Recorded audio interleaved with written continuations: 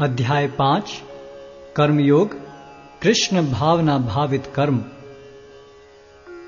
अर्जुन ने कहा, हे कृष्ण, पहले आप मुझसे कर्म त्यागने के लिए कहते हैं और फिर भक्ति पूर्वक कर्म करने का आदेश देते हैं। क्या आप अब कृपा करके निश्चित रूप से मुझे बताएंगे कि इन दोनों में से कौन अधिक लाभप्रद है?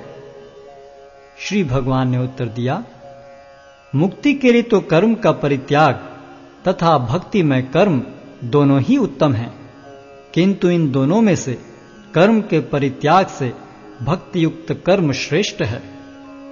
जो पुरुष न तो कर्म फलों से घृणा करता है और न कर्म फल की इच्छा करता है, वह नित्य सन्यासी जाना जाता है। हे महाबाहु अर्जुन, ऐसा मनुष्य समस्त द्वंद्वों से रहित होकर बहुबंधन को पार कर पूर्णतया मुक्त हो जाता है। अज्ञानी ही भक्ति को भौतिक जगत के विश्लेषणात्मक अध्ययन से भिन्न कहते हैं। जो वस्तुतः ज्ञानी हैं वे कहते हैं कि जो इनमें से किसी एक मार्ग का भली भांति अनुसरण करता है वह दोनों के फल प्राप्त कर लेता है।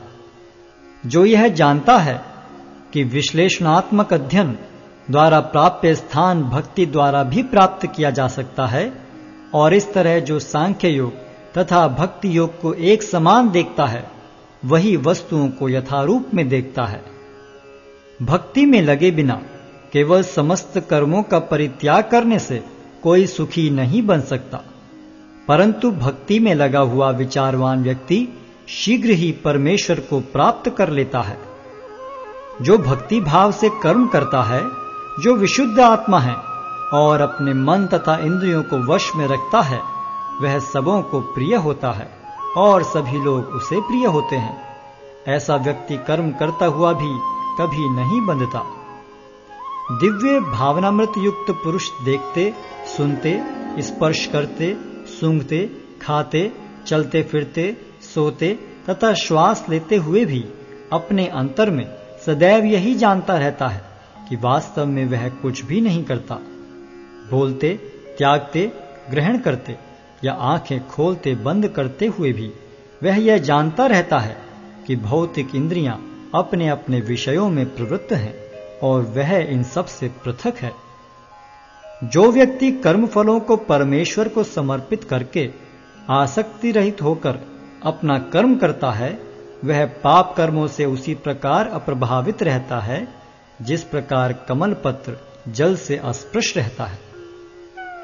योगी जन आसक्ति रहित होकर शरीर, मन, बुद्धि तथा इंद्रियों के द्वारा भी केवल शुद्धि के लिए कर्म करते हैं। निश्चल भक्त शुद्ध शांति प्राप्त करता है, क्योंकि वह समस्त कर्मफल मुझे अर्पित कर देता है। किंतु जो व्यक्ति भगवान से युक्त नहीं है और जो अपने श्रम का फल कामी है, वह बंध जाता है।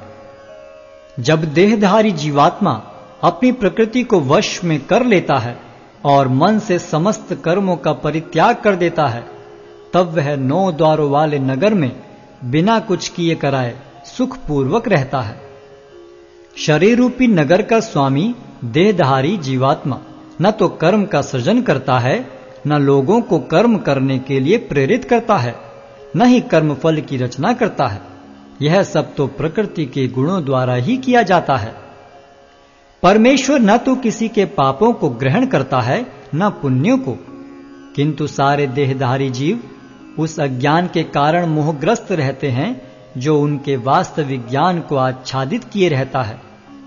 किंतु जब कोई उस ज्ञान से प्रबुद्ध होता है जिससे अविद्या का विनाश होता है, तो उसके ज्ञान से सब कुछ उसी तरह प्रकट हो जाता है जैसे दिन में सूर्य से सारी वस्तुएं प्रकाशित हो जाती हैं। जब मनुष्य की बुद्धि, मन, श्रद्धा तथा शरण सब कुछ भगवान में स्थिर हो जाते हैं, तभी वह पूर्ण ज्ञान द्वारा समस्त कलमश से शुद्ध होता है और मुक्ति के पथ पर अग्रसर होता है। विनम्र साधु पुरुष अपने वास्तविक ज्ञान के कारण एक विद्वान तथा विनीत ब्राह्मण, गाय, हाथी, कुत्ता तथा चांडाल को समान दृष्टि से देखते हैं। जिनके मन एकत्व तथा समता में स्थिर हैं, उन्होंने जन्म तथा मृत्यु के बंधनों को पहले ही जीत लिया है। वे ब्रह्म के समान निर्दोष हैं और सदा ब्रह्म में ही स्थित रहते हैं। जो न तो प्रिय वस्तु को पाकर हर्षित होता है और न अप्रिय को पाकर विचलित होता है, जो स्थिर बुद्धि है, जो मोह रहित है और भगवद विद्या को जानने वाला है, वह पहले से ही ब्रह्म में स्थित रहता है। ऐसा मुक्त पुरुष भौतिक इंद्रिय सुख की ओर आकृष्ट नहीं होता, अपितु सदैव समाधि में रहकर अपने अंतर में आनंद का अनुभव करता है। इस प्रकार स्वरूप सिद्ध व्यक्ति पर ब्रह्म में एकाग्र चित्त होने के कारण असीम सुख भोगता है। बुद्धिमान मनुष्य दुख के कारणों में भाग नहीं लेता, जो कि भौतिक इंद्रियों के संसर्ग से उत्पन्न होते हैं। हे कुंती पुत्र, ऐसे भोगों का आदि तथा अंत होता है, अतः चतुर व्यक्ति उनमें आनंद नहीं लेता। यदि इस शरीर को त्यागने के पूर्व कोई मनुष्य इंद्रियों के वेगों को सहन करने तथा इच्छा एवं क्रोध के वेग को रोकने में समर्थ होता है, तो वह इस संसार में सुखी रह सकता है। जो अंतःकरण में सुख का अनुभव करता है, जो कर्मठ है और अंतःकरण में ही रमण करता है तथा जिसका लक्ष्य अंतर्मुखी होता है, वह सचमुच पूर्ण योगी है। वह पर ब्रह्म में मुक्ति पाता है और अंततोगत्वा ब्रह्म को प्राप्त होता है। जो लोग संशय से उत्पन्न होने वाले द्वैत से परे हैं, जिनके मन आत्म साक्षात्कार में रत हैं, जो समस्त जीवों के कल्याण कार्य करने में सदैव व्यस्त रहते हैं और जो समस्त पापों से रहित हैं, वे ब्रह्म निर्वाण को प्राप्त होते हैं।